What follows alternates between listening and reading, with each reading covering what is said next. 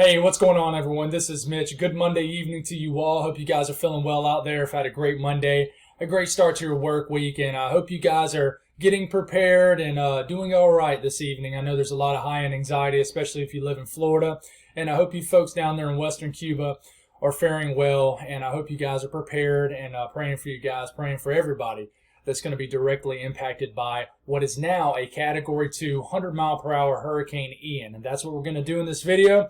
We're here to give you the latest and greatest information. We're just going to give you the cut and dry information. But of course, we're going to section off this video, talk about what Ian looks like right now, go over all the latest model guidance and what all the runs look like throughout the morning, the day, and what they're looking like as they're coming in this evening. We're going to give you information on what's driving this. And then we're also going to dive as deep as we have so far with Ian into impacts. And we're not just going to talk about Florida, but obviously Florida will be the main topic, because they're going to get hit the hardest. But we're also going to talk about Georgia, the Carolinas, and a couple alternate scenarios, a couple things that I really think it could promote a big-time flooding risk for areas of the Carolinas, Georgia. So we're going to talk on that. If you guys have not subscribed, certainly consider doing that. Like the video if you like it. It goes a long way, guys. It really does, and I really appreciate you guys supporting me. Hit 30K overnight last night. And just thank you for just supporting someone who has a passion, which is for the weather. So, I'm thinking about chasing this system. Not quite sure yet. I'm really not. I always do this. I'm very hesitant. I got a family.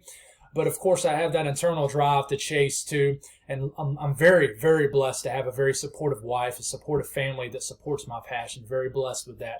So, I'm still thinking on it, guys. Not quite sure yet. But anyways, if you guys got anything that I can pray about, pray over, please put it in the comments below. It gives me an opportunity to pray over it, and it gives others an opportunity to do so, too. So let's get rocking and rolling tonight. Here we go. This is Hurricane Ian as of 6:38 Eastern Time. As I'm making this video, it has an incredible what we call outflow. This system spins like this, a cyclonic direction, but then you have this outflow, these high top clouds right up here on the outer fringes of the storm, all areas. Remember a few days ago we were talking about how this was going to enter a prime environment as far as the upper level wind pattern. There wasn't going to be any shear. It was going to enter what we call an anticyclonic flow overhead of this system. It means winds on top of this system are basically, I'm talking 35, 40,000 feet up in the air, moving in the opposite direction. This pushes air away from the center of this storm. This is what is happening right now. It allows for more air to rise, more intense convection, and you have basically a ventilating storm, a thriving and breathing storm, and is rapidly intensifying as I speak. It's a 75-mile-per-hour hurricane this morning. Per the 5 p.m. update, is a 100-mile-per-hour Category 2 hurricane. In between this center right here and before it reaches Western Cuba, sometime in the wee hours of the morning tonight, it is forecast to be a 115-mile-per-hour storm or higher, a major hurricane. That is a Category 3 or higher. So, I mean, basically what we were expecting is starting to happen. We were expecting this to rapidly intensify in this area of the ocean. So let's keep rolling. The latest and greatest information from the 5 p.m. update. It's a 100-mile-per-hour storm. Hurricane warnings up for areas of Western Cuba. Hurricane warnings up for areas of the far western areas of the Florida Keys. You got tropical storm warnings up and watches up for sections of it also. Warnings going all the way up to just south of Tampa Bay. But, of course, well south of Tampa Bay, you have hurricane watches and hurricane warnings up also, which includes Clearwater, Petersburg, Tampa Bay area. Hurricane watches up north of the Tampa Bay area. And if you guys are having a hard time seeing this, I'm going to get a little bit closer at this here in a second. But if you notice, you got tropical storm watches also up for the eastern parts of Florida and some of the southern coastlines, the far southeastern coastlines of Georgia. And you're thinking, well, this isn't going to hit the eastern side of Florida. Why is there tropical storm watches up? Well, this is because there is going to be a big-time southerly flow. This is going to bring some storm surge, even on this side, on the Atlantic side. Well, the Gulf of Mexico is the Atlantic too, but basically on the southeast side, the eastern side of Florida also, as basically you got a flow like this, like a tropical system does, and this is going to pull in a lot of moisture, and you're still going to get thrashed by some outer bands. And so the models continue to tick east, which isn't good news for Florida. It really isn't good news for anybody. The only people it's good news for is really the western panhandle, Florida, Alabama, places like that. But this is going to bring a high-impact event for Florida. As And basically, it ups the chance of this actually making landfall as a major hurricane, Category 3 or higher. So this is a big-time event, guys. Things are unfolding very quickly, and this is beginning to tick east. So basically, that means we were getting those western trends. When we were getting those western trends, that meant that it would have time to weaken as it made landfall in the Panhandle of Florida. It was going to make a direct impact, but as a weaker storm in general. This has trended more east. Let's take a look at storm surge really quick, and this is going to be changing overnight, guys. But the worst storm surge is expected in and around the Tampa Bay area. And what's bad news about this is you're going to have this system spinning away out here. This is going to literally be pulling water and making water rise right into Tampa Bay, into the Bay area. So this is, I imagine it's going to be some of your worst storm surge you've seen in years. 3 to 5 feet down here, you start to get into this area well south of Tampa Bay, basically the southwestern coastline of Florida. Anywhere from 4 to 8 feet of storm surge in these areas. You get into the Big Bend areas north of Tampa Bay, 5 to 8 feet of storm surge. But look at this, 2 to 4 feet of storm surge. Up here, Jacksonville, this is going to be pulling water into all these little rivers, into the intercoastal waterways. It's going to be pulling water even on this side. And I'm telling you guys, I think there's going to be storm surge even into South Carolina. This is going to get upgraded, and I think you're going to have tropical storm watches potentially, especially if this east trend continues all the way up into the coastline of South Carolina. I really do think you are. Potential chances to see tropical storm wind gusts between now and the next 120 hours, which is 5 days, is up to a 90% chance or higher for Tampa Bay, even inland, east of Tampa Bay, basically just north of Tampa Bay and all the way down to southern areas of Tampa Bay. Down, I keep just saying southern areas, but I don't know each geographical town in Tampa Bay, but basically, in Florida, but basically the entire eastern and the entire western and southwestern areas of Florida. If I said southeastern areas at any time, I meant southwestern, guys. Sometimes I get my geographical directional mixed up here, but basically on this western side of Florida is going to get tropical storm force winds. I think anywhere from Key West, Florida, all the way up into the Big Bend areas are going to see at least a small time period of tropical storm force winds. But most of you guys are going to see hours and hours on end of 39 miles per hour or higher wind gusts. And certainly you're going to see hurricane force winds, which is over 74 miles per hour. Now we can get a little bit closer. So this is forecast to become a 120 mile per hour hurricane as early as 2 a.m. tonight. And it's going to cross over western Cuba, which I feel like nobody's talking about still. I know I mentioned that a few days ago. Nobody's talking about Cuba, but this is going to wreck Cuba tonight. It's going to hit them hard. But I know you guys are prepared. You're sitting right in the middle of the Caribbean. I know you guys know all too well about tropical systems. It's going to move off the northern coast of western Cuba, still continue to strengthen, and it's still forecast to maximize at a 140 mile per hour storm, which is a Category 4 hurricane at around 2 a.m. Tuesday night into Wednesday morning. Still a 130 mile per hour hurricane by the time you get into 2 p.m. Wednesday.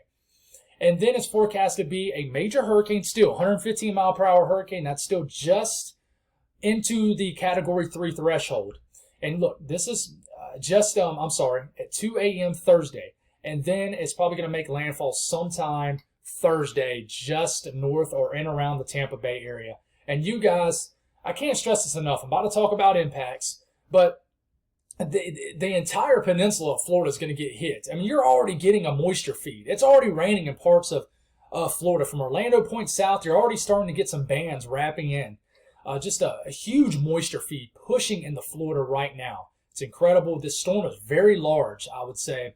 If not very large, it's definitely looking like a more larger hurricane compared to your average hurricane. I can tell you that, which isn't good news. So the wind field is going to be strong. So the big worry with Tampa Bay, Cape Coral, that was the city I kept trying to say earlier, is, all the way up into the Big Bend areas. The big worry here is that you guys, this is going to grind up the western coastline of Florida, and the eye wall is just going to grind up. You do not want to get grinded with the eye wall of Hurricane Ian. It's going to cause catastrophic damage for a huge area. As opposed to it just coming in and plowing right into Florida, moving on through and getting on out of here, this is going to stall out. For example, 2 a.m., 115 mile per hour hurricane, And then 2 p.m., that's a 12-hour period. It only moves from here to here. Then it's forecast to move into the southern Big Bend areas of Florida and then weaken into a tropical storm, 50-mile-per-hour tropical storm forecast for Friday afternoon just north of Gainesville, and then forecast to be a tropical depression by the time it reaches maybe the South Carolina-Georgia state line sometime into Saturday. High impacts expected even into the Carolinas and Georgia, certainly there. So there's been some models, and I'm about to talk about that now, that's ticked further east. So let's go on and talk about it. Latest European, what does it do? Makes landfall overnight into western Cuba. I can tell you, this is right now, let's go on and take a look. Right now, this is a 972 millibar low pressure. Right now, they're flying into the storm. We're going to look at recon. They're flying into the storm, and they already just found a pressure of 967, so it's already strengthening. So I have a feeling when we get to the 8 p.m. update, it's probably going to be a 105-mile-per-hour storm. If not, it might still be 100, but this is continuing to strengthen. They already found on the southeast quadrant of the storm, these pinks you see right here, that is winds pushing 83 to 96 knots. So that's winds, and this is at flight level, but that's winds pushing probably in these areas occasionally over 100 to 105 miles per hour, if not higher. So they're going flying through the storm right now. They're probably going to zigzag this way, shoot back through it, and get more readings. And they're probably going to see how intense the storm is. But one thing I can tell you, one quadrant of the storm is stronger than the other quadrant. This is the northwest quadrant, southeast quadrant of this storm right here. So it tells you that it's still not a upper threshold hurricane, a category 4, where you just have a totally intact eyeball. And you can tell there's no cleared out eye with this storm. So, it's technically still not just a major hurricane, but it's going to be here in the coming hours. But forecast, and I can tell you, the European is initializing weaker. It is. It's saying it's just going to be a 976 millibar low pressure hurricane by the time we get into about mid-morning tomorrow. I think it'll be stronger. And in fact, it's like I just showed you, it's already stronger than that. And I just don't think that its cross over western Cuba is going to weaken it much at all, if any. Now, if it was to go over this part of Cuba, I think with the higher mountaintops, it would shred the hurricane a little bit, but I still think it would re-strengthen. But forecast, as we're getting to Wednesday morning, rapid intensification will still be occurring, most likely. But you're thinking this is just heading north. And at this point, it's well off the coast of Tampa Bay right here. It's a sub-960 millibar low-pressure hurricane. That's probably a Category 3 hurricane. But then it jolts northeast, finds a weakness up here, heads towards it, and then it plows. It's stalling. Each little click I do, that's 3 hours, and it's barely moving. So right now, around Thursday afternoon, this is Tampa Bay. It has a major hurricane just off the coastline, 40, 50 miles just off the coastline, and it's barely moving. It almost ticks back south. It's lost. It cannot find a good steering flow. The steering flows are basically non-existent. But eventually, the European moves this into the Big Bend areas. I'm sorry, let me make sure. Yep, this is the European. I'll make sure I wasn't talking about the GFS. European moves this into the Big Bend areas as a Category 1 hurricane. It finally finds a weakness in the pattern, heads on inland, bringing a ton of rain, a huge moisture feed into the Carolinas, by the way. And we're about to talk about that into Friday, into Saturday. And just brings a lot of rain, probably gusty winds into northern Alabama, northern Georgia, and even into Tennessee as we're getting into the later half of this coming weekend. GFS, I think it's initializing much better, but still even weaker. So forecast to slam Cuba, western Cuba overnight. I hope you guys are prepared because you're going to get hit by an intensifying hurricane. That's much different than getting hit by a weakening system. It moves on in. It's lashing the Florida Keys with outer bands into the day tomorrow, already bringing a lot of moisture into Florida. There's a tornado threat in Florida tomorrow. We're going to talk about that. Because there's already a slight risk, and it's driven off a tornado threat for tomorrow. So there's going to be a risk of tornadoes tomorrow in the southern and southwestern areas of the peninsula of Florida. There's always that tornado threat on the eastern quadrant of these storms. But here you go, the GFS, getting into Wednesday afternoon, has I would say a doomsday situation, where I know that's a strong term to use, but it has this being right and basically grinding that coastline of western Florida, slamming Tampa Bay, bringing a ton of storm surge into this area, and basically just grinding up into the Big Bend areas. Finally makes actual landfall as we get into Friday afternoon, and then just brings a ton of moisture into the Carolinas. I think the highest winds might just be in and around the low pressure area. So this could, I know a lot of people in Georgia are comparing this to Irma, when it did a number on Atlanta. The tropical storm, the center of it went right through Atlanta, knocked out a lot of power, did a lot of damage. And you can't rule that out, but I can tell you this is going to be rapidly weakening due to a lot of shear and dry air on top of the storm. The icon shows a situation that, and I'm showing you the icon because it's a weird solution, and I can tell you there's been a steady little ticks eastward. So let me show you what the icon does, and some of the ensemble members do this. Icon, we won't even focus on this. This plows right into southwest Florida, south of Tampa Bay, as a major Category 3, maybe Category 4 hurricane. I mean, it doesn't really stall it out. It just plows it right into the peninsula of Florida, moves right over Atlanta, gets back over into the eastern side of Florida, gets off the coast of the southeast for Thursday morning, just kind of drifts, moves north, and we're getting into Friday morning, re-intensifies and makes an additional landfall, kind of right where Hugo made landfall, as another hurricane. It's the same hurricane, but it re-intensifies. We got to watch that scenario. I don't think that's going to happen. I think there's a less than 10% chance of that happening. But it's a solution, and it's a weird thing that I've been seeing more and more ensemble members kind of show it. So it's just something we need to watch. The super ensembles, I can tell you the UK Met model, which isn't necessarily a super reliable model as far as the tropics. It's really not. It's a better model. It's a better model when it comes to winter weather. If you just heard my little girl scream, sorry about that. But anyways, I got two little girls, and they scream.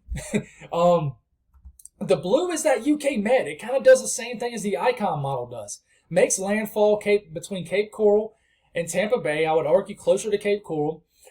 Gets off the eastern coastline of Florida and then makes another landfall in South Carolina.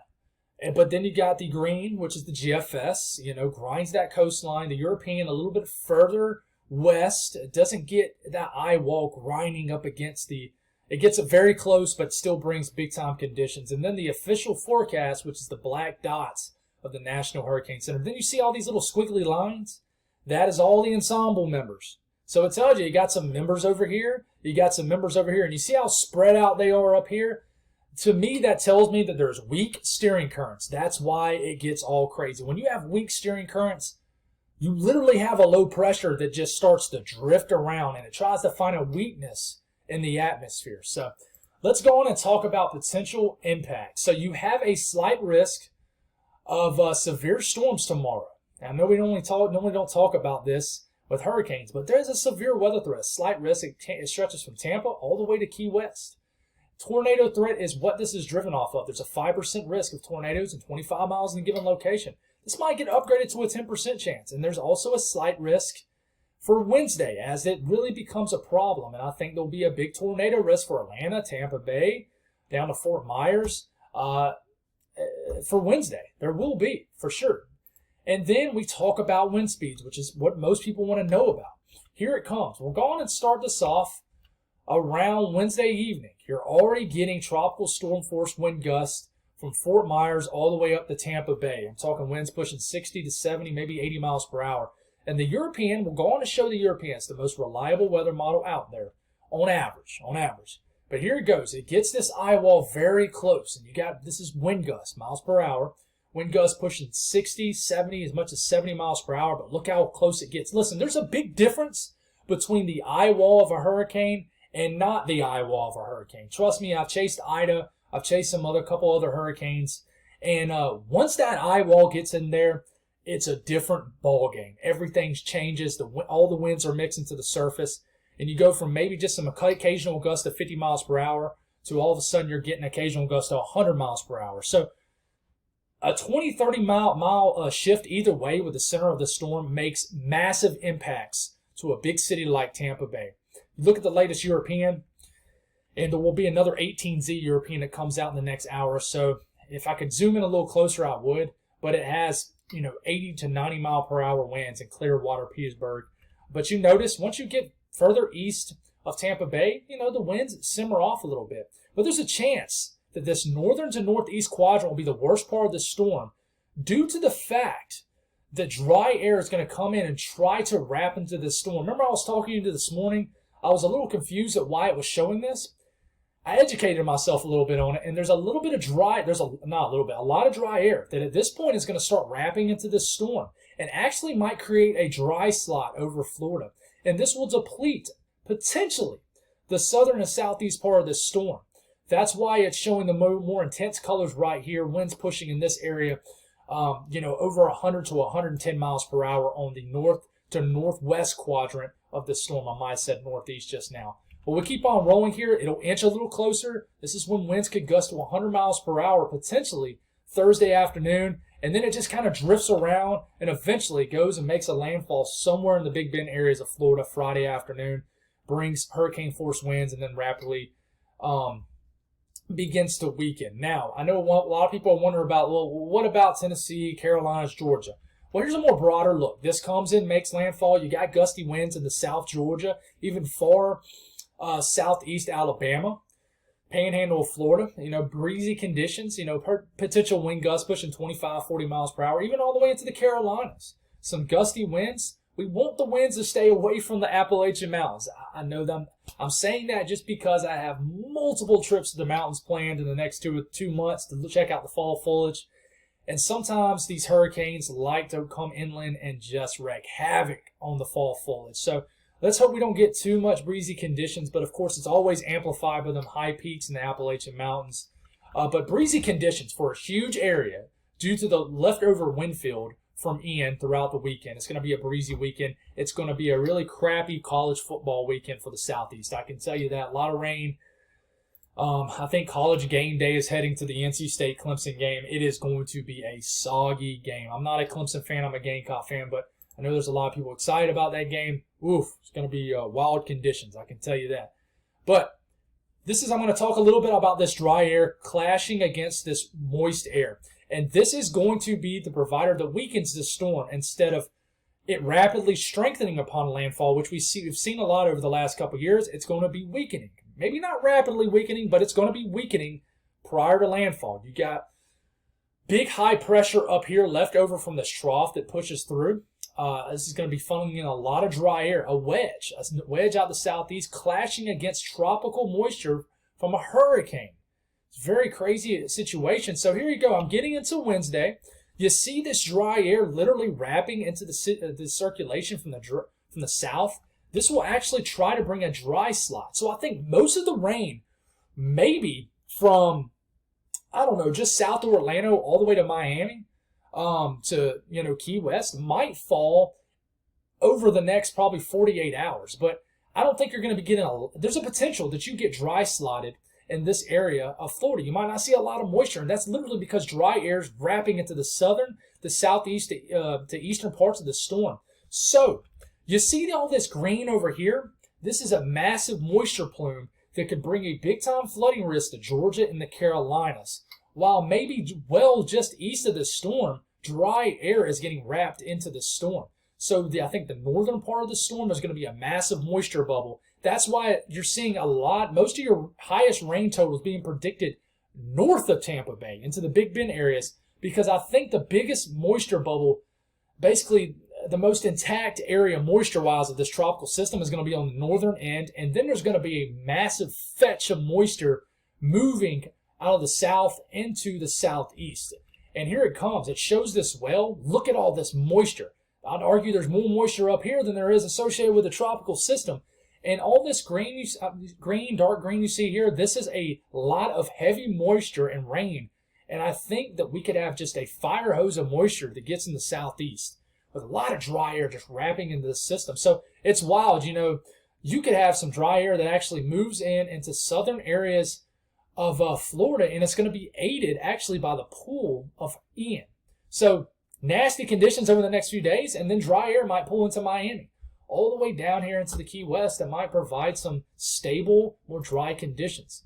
Potential rain, I'm showing you, this is a national blend of models. As of right now, I'm favoring this. I'm not favoring the European and GFS, but I think a lot of rain can fall in the Carolinas and southeast Georgia, guys. I think that the totals could bump up, especially, it all depends on the track. If it tracks more west, then that moisture feed will go more over Florida. If it tracks more east, then that moisture feed will shoot more up into maybe North Carolina, Virginia, and areas of South Carolina. But look at all this moisture showing up just off the coast of the southeast.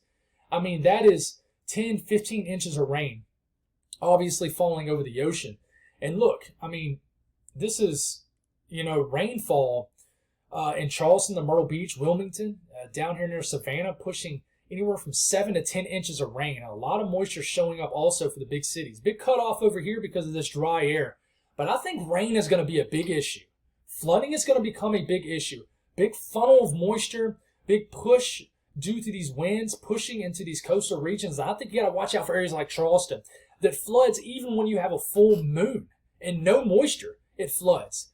I'm telling you, this could be a big flooding threat for the Carolinas. It could, especially really talking about the coastal areas. So I think this storm surge will actually get extended further north, maybe as far north as North Carolina. I would not be surprised. I really wouldn't. Steering currents with this, it's quite simple as far as what's happening. As far as little ticks one way or the other, it's not simple because each little tick matters, especially for Tampa Bay. So here it is. Think of this blue as a weakness in the pattern. Any kind of tropical system is going to want to head towards the weakness. And this is a trough. This is a cold front. This is what's going to kind of swing through, bring in high pressure, funneling in a lot of dry air. And this is the European. The European wants Ian to feel that weakness. That's why it tries to head towards it at first. It makes that little jog north-northeast. But then the weakness goes away. And then it's lost. It's almost just lost out there. It doesn't know what to do. All it can do is just kind of drift towards this high pressure. And that's what it does. It kind of just drifts around, never finds a weakness, and it's basically weak steering currents in this area, and it has no idea what to do, where to go. And that's why it's a big question on impacts in the southeast. The biggest impact down here is basically how long does it feel the weakness down here? Because that is huge on impacts for western Florida in general. You want this trough. Basically, you're pulling for a trough to pull out quicker. Therefore, it doesn't feel the weakness hardly at all, and therefore it just heads north. And I know that's kind of like feast or famine, because I know you folks in the Panhandle are thinking, well, why are you pulling for it to hit us? Well, it's either that or 100, 110 mile per hour winds grinding the western coastline of Florida. If it heads north, like maybe something the GFS was showing 24 hours ago, then it would have a chance to go north. Yes, it would rapidly intensify, but it would also rapidly weaken due to it going north and running into a lot of dry air. So therefore, I think it would only make landfall as maybe a Category 1, maybe strong tropical storm, as opposed to this grinding the coastline as a major hurricane. We don't want that. We really don't. So it's going to hit Florida regardless. There's no way out of it. It's hard for me to see a solution where suddenly all of a sudden it doesn't hit the U.S. It's just not going to happen. The sting, I mean, look at it. It's, I don't have anything up anymore. But, I mean, Recon's going back into this right now. This is serious, guys. So stay tuned. I'll have you an update in the morning. Y'all stay safe out there. Hope you guys are preparing in Florida. And like I said, I'll have you a big update in the morning. God bless.